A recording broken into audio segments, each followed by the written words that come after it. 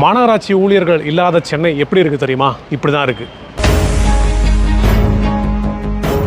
மாநகராட்சி ஊழியர்கள் சுமார் 10 நாளாக வெயில் மழைன்னு பார்க்காம போராட்டம் பண்ணுறாங்க. ஆனால் அந்த திமுக அரசாங்கம் அதெல்லாம் கண்டுக்கிற மாதிரியே தெரியலையே. அப்பாவும் எந்த ப்ரெஸ் மீட்டும் கொடுக்கல, மகனும் எந்த ப்ரெஸ் மீட்டும் கொடுக்கல. சரி, அப்பா மகன் 2 பேரும் முதல்வர் துணை முதல்வராக இருக்கிறாங்க, அதனால் பிஸியாக இருக்கிறாங்கன்னு நம்ம நினச்சிக்கிட்டாலும் கூட சென்னை கார்ப்பரேஷன் யார் கண்ட்ரோலில் இருக்குது?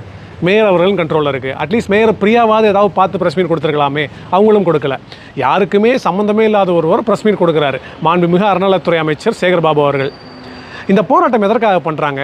திராணியற்ற திமுக அரசாங்கத்தினால் ராயபுரம் மற்றும் திருவிக நகர் குப்பை கிடங்கை நடத்த முடியவில்லை. அதற்காக தனியாரிடம் ஒப்பந்தம் செய்யப்பட்டுள்ளது.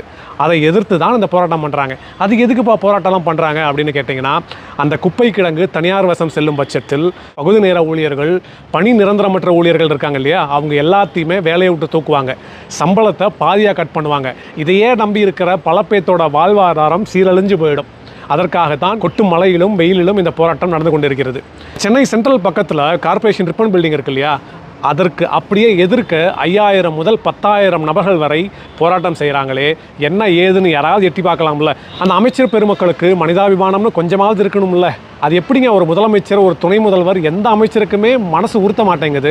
இத்தனை நாள் போராட்டம் பண்ணுறாங்களே, ஒரு தீர்வு கொடுப்போம் அப்படின்னு இந்த அமைச்சர் பெருமக்களும் வெளியே கூட வரமாட்டேன்றாங்க. இதே ஸ்டாலின் அவர்கள் எதிர்க்கட்சியாக இருந்த பொழுது அவருடைய லெட்டரில் தூய்மை பணியாளர்கள் பணி நிரந்தரம் செய்யணும்னு அப்பொழுது முதல்வராக இருந்த மாண்புமிகு முன்னாள் முதல்வர் எடப்பாடியார் அவர்களிடம் கோரிக்கையை வச்சுருக்காங்க. அந்த லெட்டர் சைடில் போடுறேன் பாருங்கள். நீங்கள் கொடுத்த லெட்டர் தான் சார் இது, நாங்களாக டைப் பண்ணல, நீங்கள் உங்கள் லெட்டர் பேரில் கொடுத்த லெட்டர் தான் இது. இப்போ நீங்கள் தானே சார் ஆளுங்கட்சியாக இருக்கீங்க, அது ஏன் உங்களால் பண்ண முடியல? பண்ண முடியாமலாம் இல்லை, மனசு வரல. மனசே வந்தால் கூட அந்த கலெக்ஷனு கமிஷனு அது வேறு மேட்ரு, அதை பற்றி பேச வேண்டாம்.